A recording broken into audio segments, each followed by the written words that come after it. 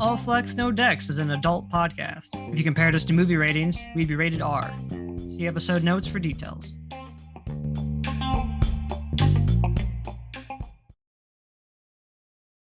Hey guys, you're being recorded. Oh God. No. The government knows. Government's already known. So, hello and welcome back to All Flex No Dex, but tonight is a little bit different. Tonight we're doing a behind the scenes, around the campfire, during long rest, short rest, jazz kind of thing. We're going to ask and answer questions, both from inner party, if we have any for each other, and from listeners and friends who had questions about our shenanigans. And after we do a little AMA, we will be discussing various things to fix, like the last episode and the episode before that, I given out a whole bunch of spells. Fucked that all up because I gave you the wrong level of spells that I intended. And so I got to retcon that. And then, the spell book that I found made on 5e Magic Shop has expired, so I had to make a new one. All that jazz. We'll be covering all that, going over experience points, making sure everyone's good to go. Behind the scenes, off table, whatever you want to call it. That's what we're doing today. Today we have with us Nicole. Hey everybody, it's Nicole. Later on I'll be playing Dinsby, but right now I'm just me. We have Zach. Hey everybody, I'm Zach. I'm the one that plays Dandelion, but today I'm just going to be me. And we have Jasper. Hi, I'm Jasper. I'll be playing me. Zenazeri's taking a nap, and I'm going to have some spicy soup while we fix this bullshit. Perfect. Okay. Yay. There's no real format with this, guys. We're just bullshitting. I don't have actually anything written up besides the questions. So unless you guys have anything to bring up or talk about immediately, I was going to get right into the questions and answers. One of our listeners, one of our, few at this point, he's been listening to all of the episodes. Adamant fan is one of Kiowa's boys, Zach, aka Mothog. He sent in a couple of questions for us, and we'll start with his question, which is question 1 for Dandy. He says, Dandy, what is the reason you're traveling to spread your name instead of posting up at a fancy tavern or something? Why risk your very precious and lovely life for fame through adventure and not bardhood? Well, Dandy went ahead and started off as in the tavern bard that everybody loved. But one day he actually got a letter from his best fan, and it touched him like deep in his soul. And so he decided that he can't just make this stuff up anymore. He's got to bring the best experience possible. So now he's out there looking for the best story for his number one fan. And so doing, Dandy realized that the world's a dangerous place. It is, and he has not conveyed that enough in his stories. So also, I want to point out too, because of how my world's structured in the valley, you were, in a tavern and all that doing that. Taverns exist, but the thing is, the humans that are in the valley have established sort of mobile towns. And you guys know how Tim had that long rod that turned into a door when he pulled it up? Mm-hmm. That's a common place for traveling clans with the humans. When they stop for the night, they'll drop all their doors and pull it up, and there's basically just like a door town for a night. Neat. I didn't explain that in the episode. I should have. That was my headcanon for it, and it didn't even occur to me to bring that up. The humans in the valley found a workaround for dragons constantly attacking them and raiding their villages. Question 2. This is for the Pokemon Masters and Azeri. Ooh. What is your BBG to capture as part of your menagerie? What's the one creature you're searching or looking for to be capturing? Great question. I feel like Zenazeri doesn't even know at this point. No, I don't think so either. Kind of just fell into this. Yeah. Started collecting stuff. because your horde's only just starting out. Because you said before that your horde was quote unquote children, Mm-hmm. and so you're taking on that dragon aspect as the personality quirk, and so you're kind of just starting the horde. So really anything at this point, just to get the horde assembled, and then like once you have a flock of random things following you, then you'll be like, you know what this needs? A Hydra Goose. That's what this needs. Either that or like a giant tortoise so we can all stay together and not have to travel alone on the ground. It's dangerous on the ground. Are you talking about a giant tortoise? Like, You could build a city on? Yes, I am. yeah, Don't know if those exist, but something like that. no, they exist. Well, there we go. Actually, my horde safe and moving, since staying in one spot's not the safest. I know sea turtles exist. I don't know if land ones do officially, and like 5e rules. I would totally make one if there wasn't. That is my BBGEG, is to make a home on a land tortoise. What's tortoise, not a turtle. Turtles are for water. What's that land turtle? That's a Pokemon. The Tortilla or something or something. Oh, Torterra. Yeah, Torterra. Yeah, there you go. I'm gonna make a big ass Torterra for you. Yes. You're gonna have to be much higher level though. You need to survive a little bit before I give you that. Well, yeah, of course. I figure I'm not going to get it for quite some time. Make them work for it. Start off with an egg. Go to Turtwig. No. You're gonna have to pull like that one video game. I can't remember. It was really popular, but it was like in the Shadow of Colossus. That one where you have to climb all the monsters to the very top. That's what Zenizeri's gonna have to do. You're gonna have to scale this. Am I going to have to continue to capture monsters that are bigger and bigger? Oh, if you want. Or do I literally have to scale on top of monsters? No, I'm talking about just this. Or Torterra. Just the Torterra. When we get to that, and you want to climb around, you want to take it, you're gonna have to get to it, like up to its gnome dome. All right. Sounds great. Miss plus 25 to acrobatics. With the boots up front and in stunting. Yeah, just be front and stunting in front of its face. It will love my breakdancing moves. I'm sure it will. Or be terrified. Since front and strutting is an intimidation. Intimidated with the breakdance. It will learn to love me. One way or another. Yeah, something big that I can put my horde on would be great. So instead of like your horde cave, you want it mobile. Yeah. Because then I can keep collecting things. And right. I know all my stuff is safe because it's with me. Yeah, I already know what the ending is for Zenizeri if she survives all this. You're going to legitimately turn into a dragon one day. Yes! That is the goal. I do everything I can to survive. So then moving on, question 3 is for me. DM Daddy, what's your favorite part of the campaign so far and why? And that one's kind of hard for me.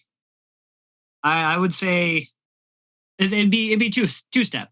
My favorite so far is Flazenzo, which was a name that was given, and the description for him being a berserker. Flazenzo, the one shoe, his whole backstory with the one shoe was given to us when we started this from some random person that never talked to me again.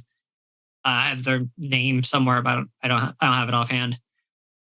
But voicing Flazenzo and playing him was a lot of fun. I look forward to bringing Flazenzo back into the story eventually. And then the other part that I've been having fun with was obviously the wild magic. The bag of safe places and the duck of many things and the grenade of many things. I love some chaos magic. I love seeing my players react to unexpected circumstances. Not always the best circumstances. Sometimes you guys get attacked by 13 owlbears. What? Who did that? Don't know whose fault that was. I don't know, but we lived and there was pudding. It was like a wild Friday night, apparently. A horse got its name. Mm-hmm. I don't know. I I like a lot of this. I was just thinking I also like Tall Hat too. That whole bit with Tall Hat was a lot of fun. Especially since I rewrote that song by Todrick Hall. Moving on, one of our new buddies in our Discord, I've been doing a text game with pirates. Robbie from Stories and Sorceries podcast has been playing that with me on our Discord. He has sent in a couple of questions too. And so his first question was for me, and it said, how did you get that good at doing goblin voices? The answer is practicing constantly. That sounds mundane, but I want you to understand that I've been literally practicing constantly. I yell at my brother in goblin voices. He yells at me in various voices as well. And there was also a very long stretch, about 8 years, where I was working with Walmart Distribution Center, where I was left alone in a hole basically for 10 hours a day. And so I would just practice my voices while I worked the entire time. And so the warehouse was so loud that nobody could hear me while I was in there. So I'd be in there shouting like, my precious, and various other voices. So yeah, I practiced. And I also drove almost 2 hours every day to get to and from work. I had a lot of alone time. So in that time, I made various voices and practiced them. But goblin voices were always fun to do. I replied in Twitter too. He brought it up again.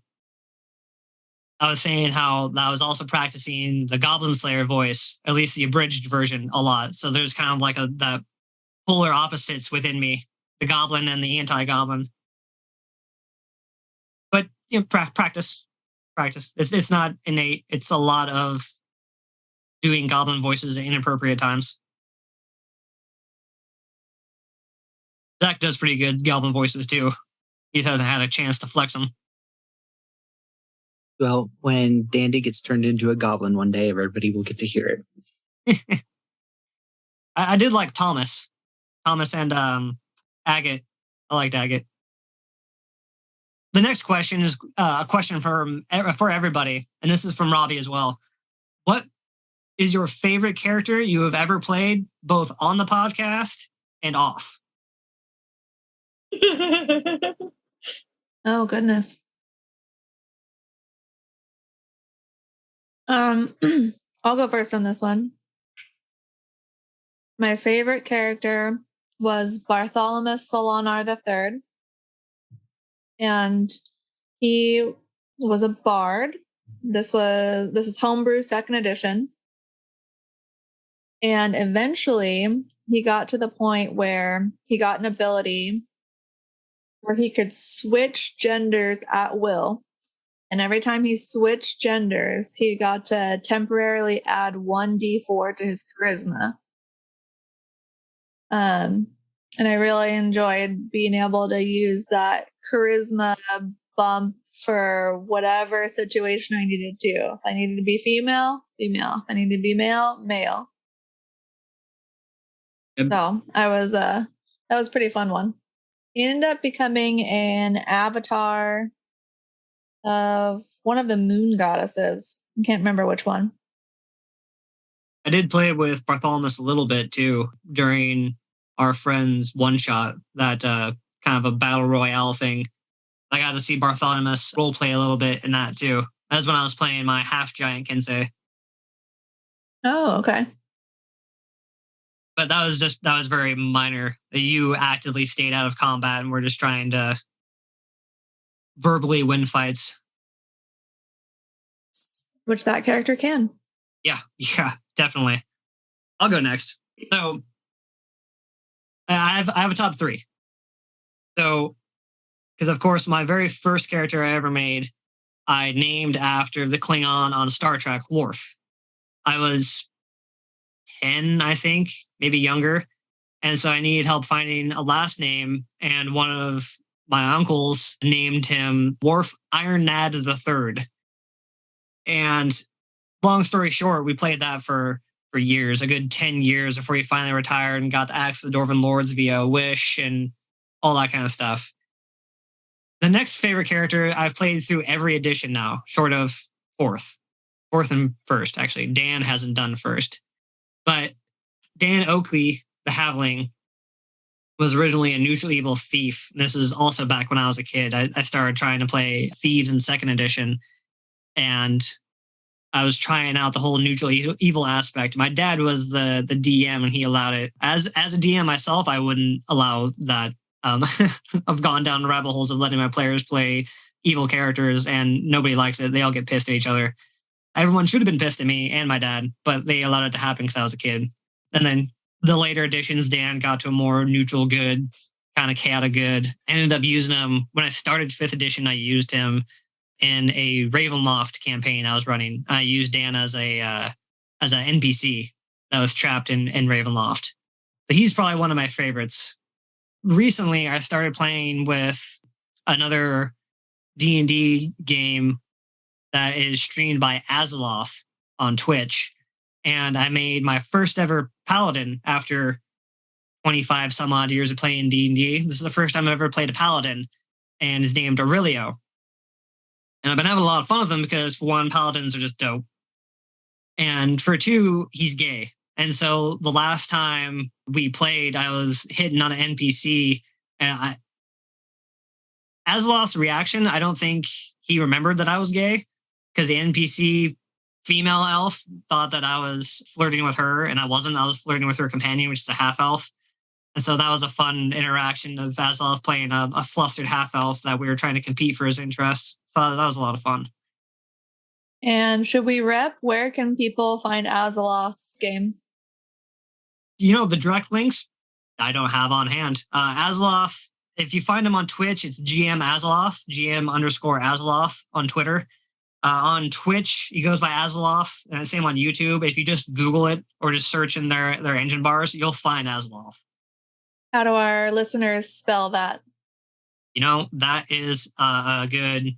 That's good. Way to look out. We'll give you a minute.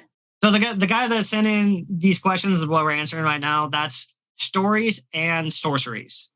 You can find them on Twitter on SNS_pod. Azeroth is spelled AZULOTH. On Twitter, it's GM_Azeroth. And then on YouTube and Twitch, he posts his videos, and you can just search the Azeroth and he'll come up. No one else is named Azeroth. He's unique. Great guys, both of them. I love playing with Azeroth, and I love having him as a player. And Robbie over at SNS, great guy. It's been a lot of fun playing that pirate with him. But anyways, everyone that I mentioned, I'll put in the episode description too for shout outs, just because it's easier to read than listen sometimes. So and some people are listening when they can't write something down. Right. So yeah, instead of just one, I had 3 favorites. But I also have played through 100,000 characters and made even more. So kind of hard to pick. Zach, what about you? It's actually very hard for me to pick. Of course, I love my first character, but that one was broken. My first character was named Drof. And I don't remember what brought it on, but for some reason I named him Drof McMonkeyfist. And he was a deep dwarf that was a mutant. So he was wizard as well. The only dwarf of his kind that could cast magic. So he got cast out. We homebrewed the shit out of that dwarf. That was a lot of fun, though. But that was one of the earlier editions. That was back in second edition. That was your first character. I ran you through with that. Yeah. I think Drof, you were having a hard time thinking of a name, so you just kind of like modified dwarfs, and you made it Drow Dwarf. You just combined it. Besides that, getting to be a DM, I've created so many different characters that I just ran on sides, which has been hilarious. But one of probably my favorites has been Skeld, who was the first time I actually played a cleric. And he was a cleric of the god of war. And he was just a basic human. And somehow I kept surviving everything until eventually I became the tank for the group, which is funny to think that a cleric could become a tank. Well, I mean, Cleric of War. Clerics get beefy. Also, that you played Skeld when I was playing Dan during 3.5 too. That was all the same party. That's what was funny about that is that you had the gumption and the character stats to lead the party, but that entire party was actively not about having a leader. Oh, not at all. I've had trouble going ahead and becoming the leader in any of the campaigns and getting to be a DM. It's funny because I'm trying to set up for recordings on my own, and being a DM for one of my coworkers, he just goes ahead and constantly tries to throw a monkey wrench into my situation. And I'm like, I've been in your place. I know what you're trying to do. Right. I'm 10 steps ahead of you. Yep. I told him, I'm like, there's no way you can derail my story. There's no possible way. Try. It's fine. It's suffer the consequences. Exactly. I do have consequences set in. I already know the answer for Jasper, but Jasper, why don't you tell us what your favorite character is? My favorite character is my very first character I ever made, and his name is Carrion, and he's a Tabaxi monk, and I love him so much. And then he died. I was so upset for months about it. And Tony knows, watching me suffer. Yeah. And then you were mad. I was so mad. And then I missed the last part of our in-person game because I was busy doing adult shit. And he brings him back, and then he pauses the game, and we can't play until he's done with school. This bitch. I'm so upset.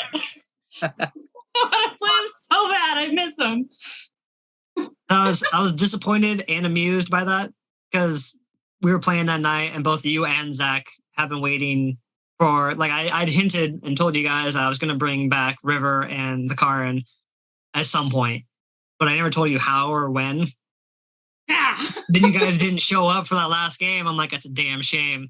I was there, but I had to leave after through it. Yeah. Well, that game went on until 2:00 in the morning too. That combat went on a lot longer than it should have, or just longer than I expected. But yeah, that was a late night. Yeah. What was the Karin's background? Karin was a motherfucking pirate. He did pirate shit all the time. And no one could chase me because I could move 330 feet in one movement. I steal your stuff, I'm gone, you never knew what happened. If you did, good luck catching me. I'm already gone. Broken ass combination of dope monk shit with the Tabaxi scared cat fleeing. Hey, now I'm part Illithid. Yeah. That's gonna be really fun. Tabaxi monk Illithid.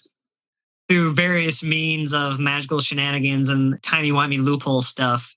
Repercussions, actions, and reactions to you guys' events lead on down the chain like me and Zach were just talking about. And so when you died, I was already devising a way for you guys to come back, which is during that time, that's what the whole Bloodborne world was tied into, was the in-between world, which is, listeners, this is all what's going on over in the tundra part, the west coast of Epea. This is all on the same continent. So I got 10 different things fucking happening at any given time on this continent. It's bananas. It was funny because, Karin came back as part Illithid now, so he got squid face and he looked like Predator but with tentacles. So Davy Jones meets Predator. Mm-hmm. Yeah, and then I took a break from that game. Yeah, took a break. Why would I came back and I didn't get to play? Yeah. But at least I'm part Illithid because apparently feeding my brain to my pet Illithid I had in a jar was a good idea. We'll see. Said might have been a good idea. But, having a pet Illithid in a jar was kind of fun, though. I'll tell you guys now, especially since we're recording this, but what had happened was your guys' souls needed bodies. River's body inhabited Thunder's body. And Thunder was an adult because he was aged by ghosts in the city. Oh. Okay. So River now inhabits Thunder's body. Poor Thunder. Yeah, so that's actually something I had talked with Zach on the side too about, because now Zach he's more or less gets to play River like he did before, but it's kind of a duality of the child innocence and curiosity that Thunder had as a child, and the absolute bitterness and ruthlessness that River had as he was having to survive in the Bloodborne world. Jasper, the Karin, the only body that was available was the Illithid baby that you had captured, and it was developing in that jar. I didn't capture it. He already came in the jar. What was going on in the background was that Lyrael was working with the Outsider.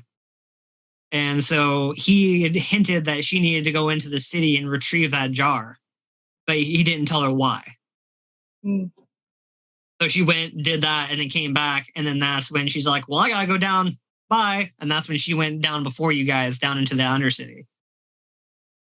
So she'd been towing that around and scooped up the ball, which she had pried off with her pack weapon, which was the Outsider's knife. And she was able to pop that off with the Outsider's knife. That was the only thing that could do that. Well, I'm back, and I have to wait forever to play. And I'm upset and excited at the same time, and I don't know what to do with those two feelings. Especially since it'll be like another 11 months, maybe. I know. I want to punch a tree, but it'll hurt.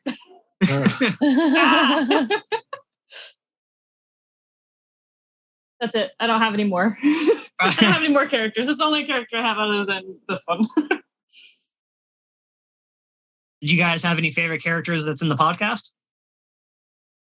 Aside from the characters you're playing? I really like Tall Hat. The one that sold us all of those weird items like the gimp suit and the dildo. And oh, yep. That one's my favorite too. Cool. Perfect. I especially like Flazenzo. Lorenzo. Mm-hmm. I liked Florenzo a lot. But it was a lot of fun fleshing him out and playing him. Lorenzo sounds like a name for like floss. Got my handy Florenzo here. Hold on a sec. All right, so we got 2 more questions, and it's actually from Robbie's DM for Stories and Sorceries podcast. On Twitter, he goes by Adrian, something like that. I'll post it in the notes. You can try to decipher it for yourself. His first question was, what was your first TPK experience, or have you ever had one? I'm guessing that's a general question for everybody. I think I've only ever had one TPK. And it was Ravenloft. Oh, shocker. Yeah. I've had some really close calls where only one person barely got away with everybody else's remains for resurrections. I think that was the only real TPK. I'm trying to think of a TPK. I don't think... technically, I was responsible for a TPK, but I still survived.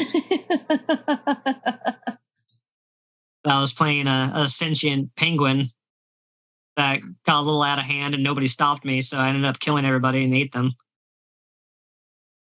They should have known better.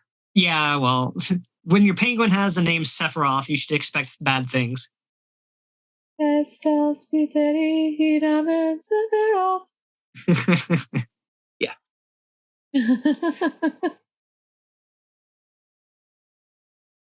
I don't know what TPK stands for, so I can't answer. Total party kill. Yeah. That's where no. we've all died one after another, like technically in-game months. Yeah, you guys we've all been replaced. Yeah, that's about it. You haven't been a part of a full wipe yet. Nope. Yeah, even that final battle where that you and Zach missed, there wasn't a TPK. We had Nefarious turn into a vegetable on one of the Friday, not a literal vegetable. Her intelligence was reduced to 1 or 0. Oh, I thought she turned into like a pumpkin or something. I was like, wait a minute. Yeah. No. Then a half-orc vegetable. One other character was turned to dust from a disintegration ray, but otherwise everyone else, it was escaped. What about you, Zach? Have you been part of a TPK? I've DM'd TPKs. Oh, was it at in Rifts? Yeah, I've done that once. That was a fun time. Setting up Apocalypse on multiple worlds. Rifts is something else. I wouldn't mind doing a recording of a Rifts adventure. That'd be a pretty good one. A lot of fun doing the Rifts with Nicole, her side stalker Ash. Yeah, I like Ash. I haven't played a Rift yet. It's involved. Rifts is a whole nother fucking can of worms. It is, but it's fun. It is fun. It's very large sandbox. You'll never be so big that nothing can't kill you. There's always something. There's always a bigger fish. Mm. And Or a bigger penguin. Or a bigger penguin. Just don't go down to South America and you won't encounter Sephiroth. You'll be fine. Mm. Or Mexico. I'm down to do it if someone DMs, but that's about it. There's a lot of skills and various rules that you have to not only learn, but they also contradict each other. Oh, never mind. I won't play them. My reading disability keeps me from understanding things, apparently. So I've been playing magic users wrong the entire time until, 2 months ago you told me I realized I was doing it wrong. Well, that's just a part of learning rules of games. I would hold your hand in Rifts as much as possible. I would shield you from the brunt of it. I just have you play a meat tank. Yeah, it's or a pre-generated character. Hmm. That's what Lacarian was, regenerated. I just rolled the stats. That's true. Lacarian, you didn't, or Lacarian didn't get, you didn't get to roll the stats. You rolled Bean's stats. I thought I rolled Lacarian stats too. I guess not. I mean, his stats are still really good, so I just assumed I did it. No, that was all the pre-generated characters I rolled the stats for, and then I gave you each a boon. Ah, gotcha. And that was the perk for taking a pre-generated character, because a lot of the characters I rolled stats for whatever reason, the pre-generated character stats were all fucking garbage. A lot of stats like around 5 to 8. Horrific stats. Except for you and the theory.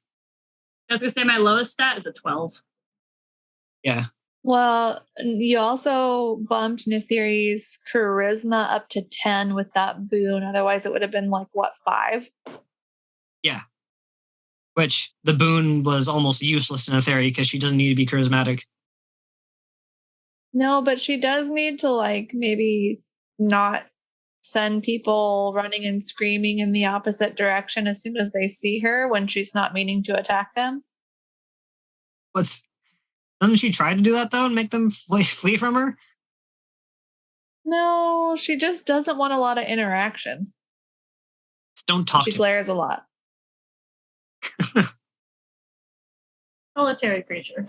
The last question was also from the DM of Stories and Sorceries.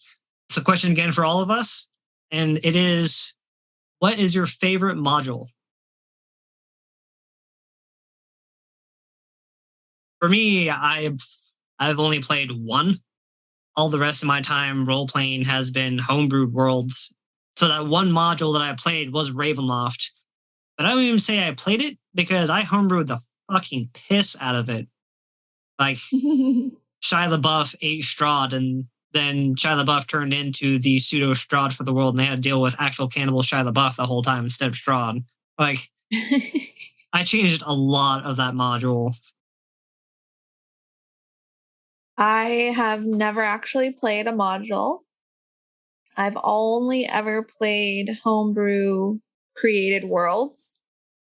I am currently DMing a module for first level characters. That was a free module that I found on Reddit.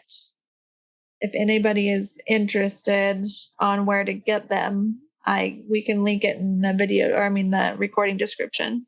For sure. Do you remember the name of it? The name of the module itself is The Unquiet Dead. And the person who puts out these modules has one he has a few free ones, but they range in levels from 1 up to epic.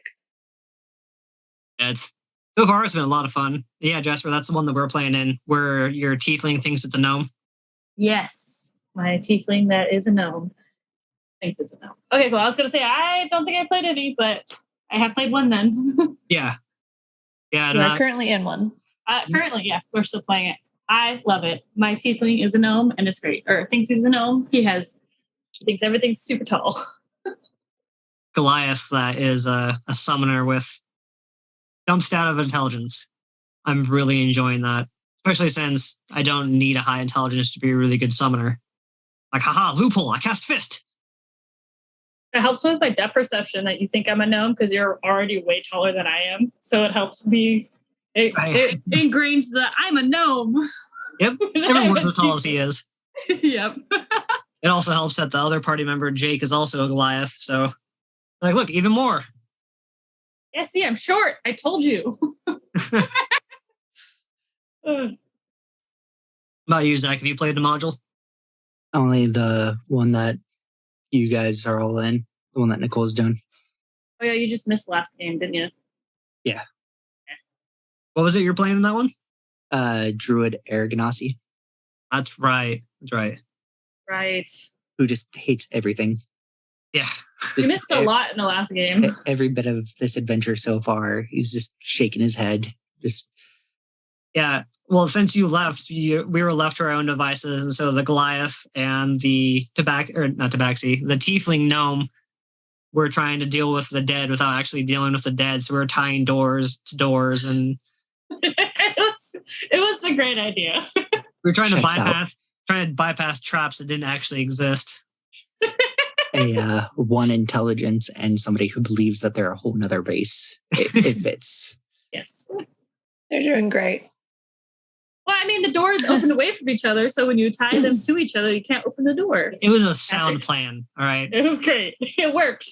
Even though Nicole told us outright as a DM that we don't have to worry about this, we're like, no, it's still... It's already in motion. It's happening. It's too late. We made the idea. We've already done it.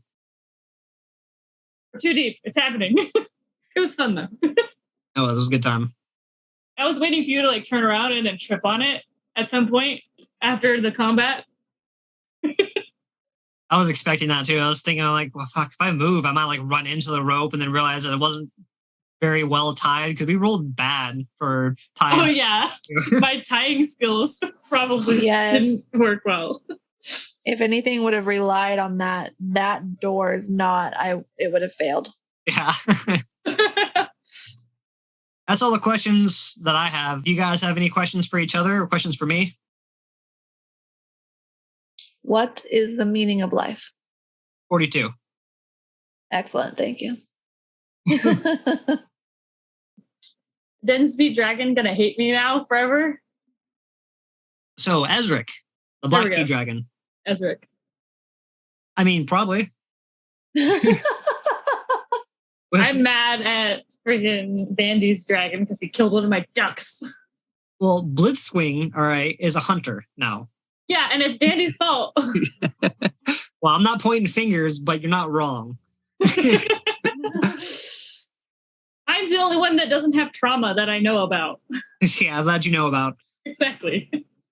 It has an attachment to me and ducks.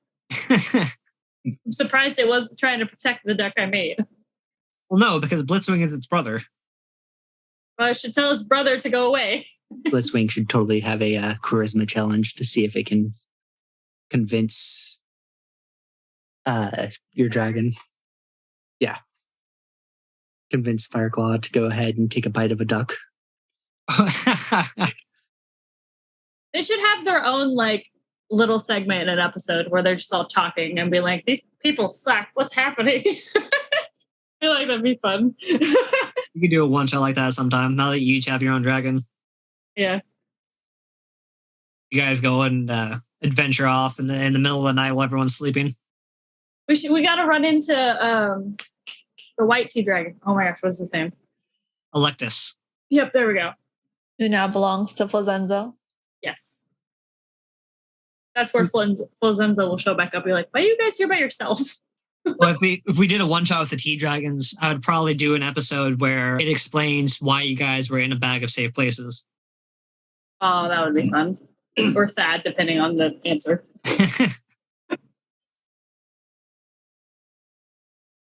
But yeah, that concludes our questions and answers.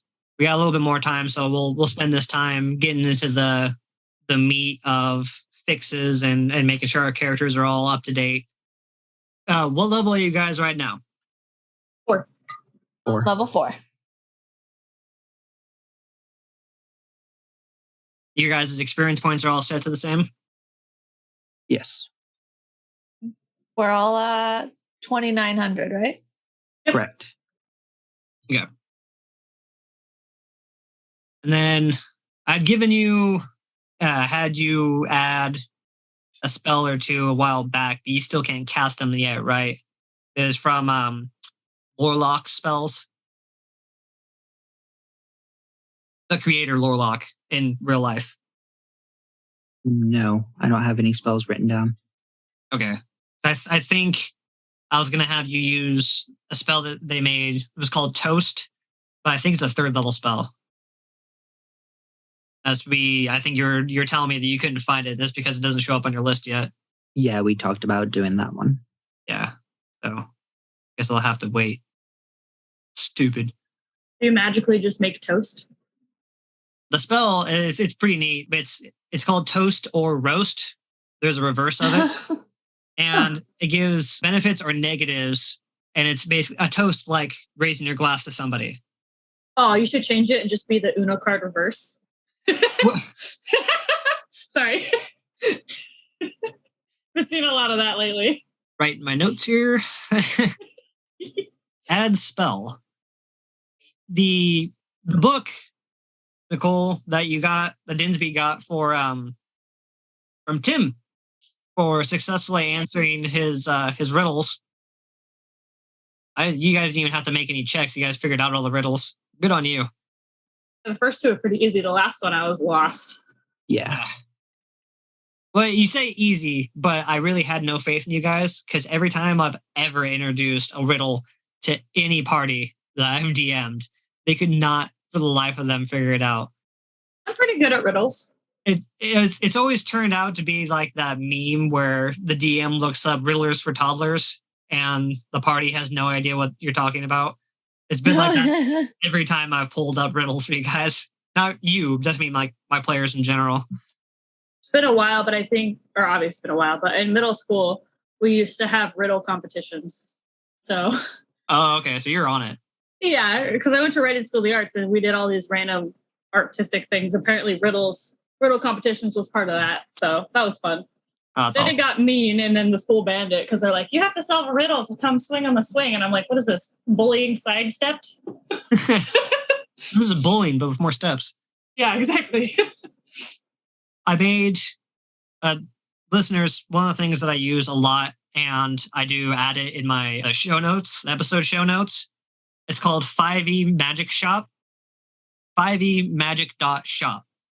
They run a Patreon. If you go and you become a patron of them on their Patreon, they have this neat website where you could do random generators for a magic shop or random loot. You can also make spell books and a bunch of other stuff. So I made this spell book on 5emagic.shop, which will also be in the show notes, and give the book title and like the languages and whether or not it be translated and all that jazz. The guy that makes it also made links to D&D Beyond for each of the spells. Really super handy. So anyways, Nicole, that book is yours. And I added it in the chat there. So you can just click on the URL link and it should pop up. Yep, I got it. Came out a whole bunch of spells. Whole piss done. So that'll be handy. The other thing that I needed to change, one of the spells that you had gotten was from Tim, that was in the spell book, was called Summon Summoner. And unfortunately, it's set at 3rd level, and I'm too lazy to go in and change it. So until you get to 3rd level, it'll just have to wait. But when you next level up, you'll be able to cast it. That spell I actually made from another Twitter account, and he was, I can't remember, I'd have to look it up, what his Twitter name is. He was regularly posting shit ideas for spells and items. And so the one he came up with was a spell that just summoned a summoner. And so I thought that was brilliant. So I ended up making that as a homebrew spell on 5e D&D Beyond. So that's what that is. So once you hit the appropriate level, which is next level, right? Is it 5th level? Yeah, 5th level, I'll be able to cast 3rd level spells. So you'll be able to have that accessible. Your 3rd spell that you got from a pawn. So I didn't have one of them ready for you. It's a 2nd level spell called Dragon's Breath. And I thought I had that ready and I didn't. So it's available now. So you can add Dragon's Breath to your spell inventory along with Rope Trick, which you got from him. 3rd one was a 3rd level spell. And for some reason, I thought you could cast 3rd level spells. But what I was actually thinking was that you're 3rd level currently. I was like, oh yeah, they can cast this. And I was just being dumb. Now I have to look up another spell for you to cast. And base spells are just, they're boring. So I'm trying to find a homebrew spell. Something good. Sure, there's a lot. I believe in you. Yeah, well, thank you.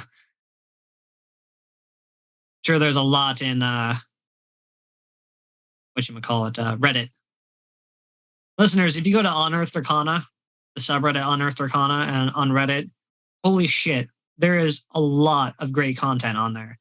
If you're a DM or a player that wants to beg their DM to let you use a thing, go on there and check out what's on there. A lot of the homebrew items that I find are on there. And then I just, I go down various rabbit holes to find out who actually made it. There's a lot of great content on Unearthed Arcana. And Zach and Jasper, was there anything that I had mentioned that I had fucked up with you guys and I need to change later? Or anything that you feel like needs to be changed or addressed? Not that I'm aware of. Okay. Yeah, not that I'm aware of either. Okay. Have you figured out what's in Dandy's new bag? I have not. That's what it was. That's okay.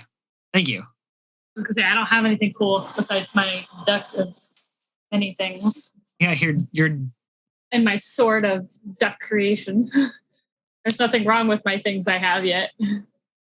There's so much wrong. That is your opinion, and you can keep it over there.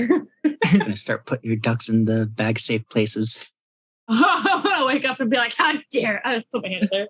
To be your fault. I'm going to look for my duck. Give me my duck back. Yeah. Well, you're going to be reaching in the bag and be like, duck, duck, duck, goose. And then you're going to get attacked. No, the goose will be my friend. I have a normal animal handling roll I can make. You guys have done so well with the previous goose. I didn't get to interact with it. It was already attacking. But technically, we ran away from it, and Cervic killed it. Cervic. Cervic. Yeah, I'll say it wasn't Cervic. Or something. I don't know. I know we changed it from when it originally was. Severick. Severick. There we go.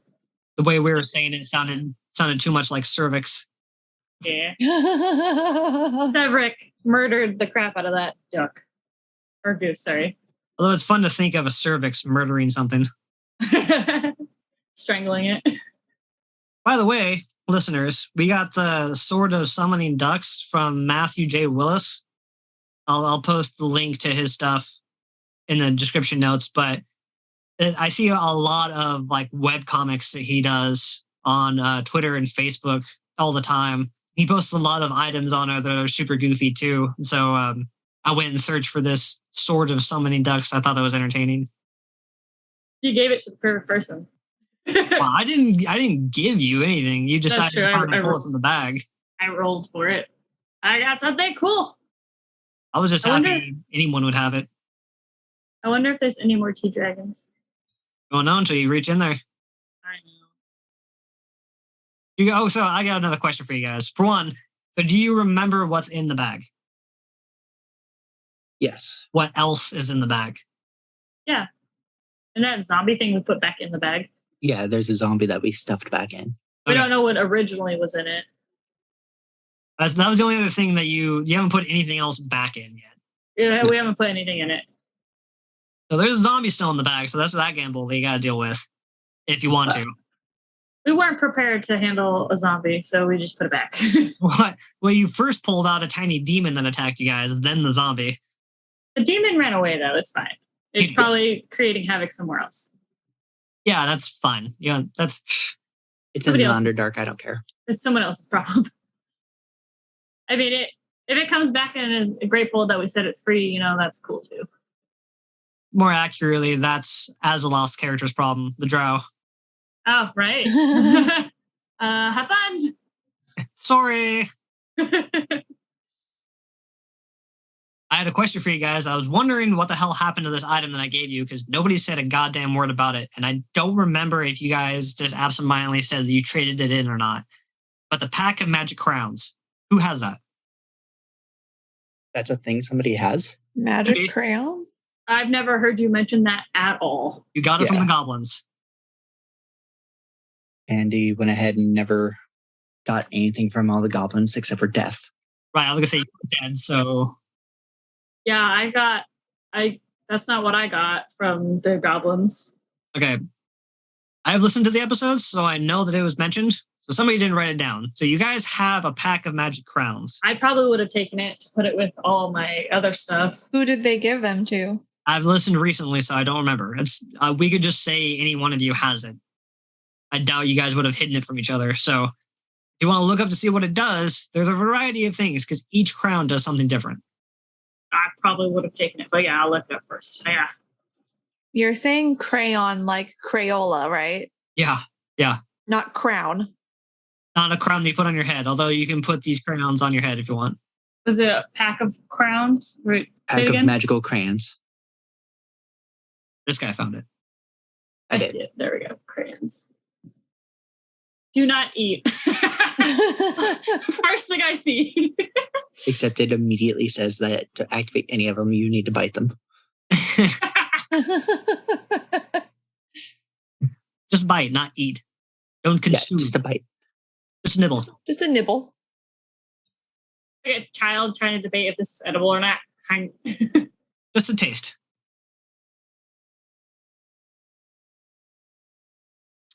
Why don't you guys read it out loud so our listeners can hear?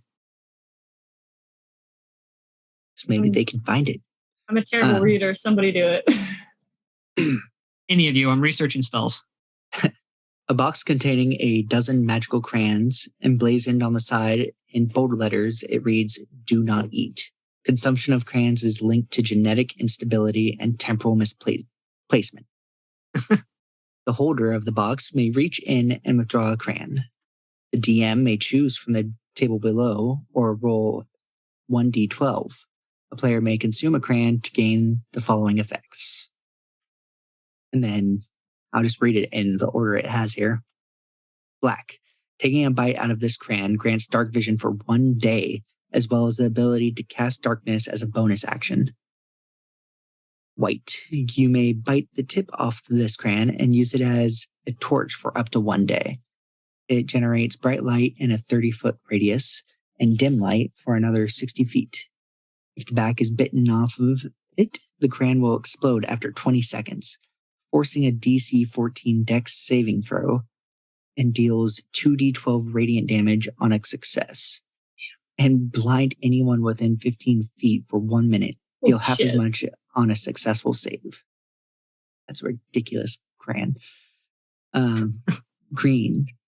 Con saving throw 14. On success, you gain a venomous aura for 1 day, adding 1 weapon die and poison damage to each weapon attack. On failure, take 1d6 poison damage for 10 rounds or 30 poison damage over an hour. Red. Constitution saving throw of 14. On success, you become enraged, gaining advantage on strength checks for 10 rounds or 1 hour. On failure, you gain 1 level of exhaustion. Blue. Biting off this crayon's tip will yield a trickle of water which can keep an adventurer alive for a few days. Biting off its rear will release a spurt of water, forcing a DC 13 strength saving throw by the target, or else dealing 1d6 water damage and pushing them away 15 feet. Orange. Wisdom saving throw. On success, gain an inspiration point. On failure, roll with disadvantage on all checks until the end of your next turn. Yellow, another wisdom saving throw. On success, you gain immunity from fear and advantage on intimidation checks for 10 rounds or 1 hour. On failure, you become terrified of your surroundings and will flee in a random direction. Purple, taking a bite out of this crayon grants use of the Mage Hand cantrip for 1 day. Pink, taking a bite out of this crayon grants the ability to cast Message without using a spell slot for 1 day. Cyan, a creature may take a bite out of this crayon to gain the effect of Goodberry. The crayon has 1d6 charges. Gold, this crayon is made of solid gold. Don't eat it, sell it. Silver, intelligence saving throw. On a success, grants true sight for 1 day. On failure, lose all sight for 1 hour. That's all 12 of them. That's neat. Yeah, so that's why I was wondering why you guys, like I had posted on Twitter that you guys had it, and I was hoping you wouldn't forget it, but apparently no one wrote it down to begin with. We just glossed over it or missed it. So yeah, that's the thing that's been in your guys' pack. Who has it? I want to say Zen would have it, but I'm not sure. I mean, Andy will have it on his hip if that's what he needs to do. Well, if nobody wants it, Zen will take it because it's added to her collectible things. Zen's like a large child. I'm fine with her having a pack of magical crayons. Yeah, Dandy's fine with that. You can be the wild magic user and have all the crazy creatures. Pokemon! I have a Pokemon. His name is Crayon. He does many things. Take out the whole box and just eat all the tips at once. Oh gosh, don't give him ideas. I feel like that would give me some really interesting indigestion. Bitch, you won't know balls. Wild magic table. Well, the question is, because it didn't specify, if you bite it once, do you reuse it or is it used? Wait. A lot of them are just bite the tip off. Yeah. Yeah, so you have like the whole crayon still. Yeah, so you can take multiple bites. Ah. So what I would do is say like each crown has 4 uses, besides like the white one that turns into a torch. Cool. So, like, I will put that in the notes on it so I know later.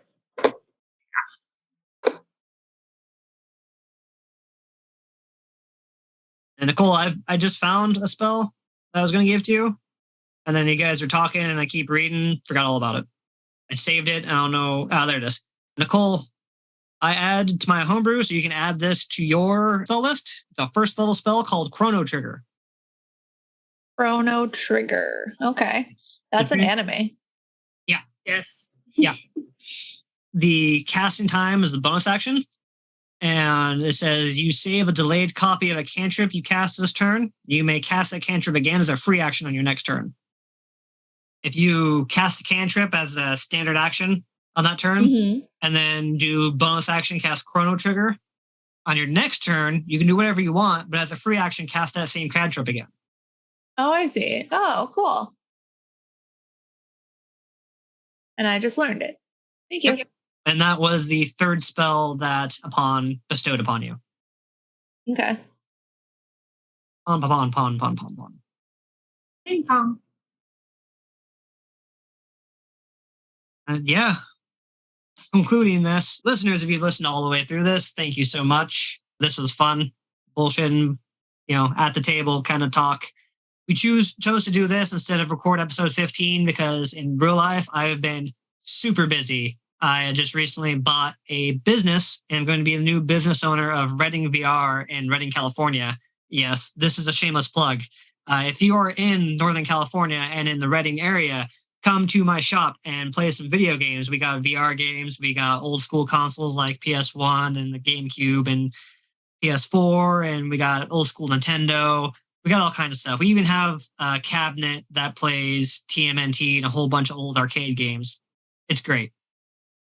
But come check us out, readingvr.com. We do have a website. You can't sign up for appointments, but the shop's name is Reading VR. Redding, California. Come check us out. Listen to our podcast, All Flex No Decks. We are on as whatever podcast listening platform you can think of. We're likely on that. I found our podcast on a couple that I didn't even know existed, and we're just there. Our stuff just gets added places. I try to find them so I can claim them, but the internet's vast and massive. But we're all on all the major ones: Apple Podcasts, Google Podcasts, Spotify, Podchaser, you name it. We're likely on it. Thanks for listening, guys. Everyone say bye. Bye. Bye. Bye. Bye.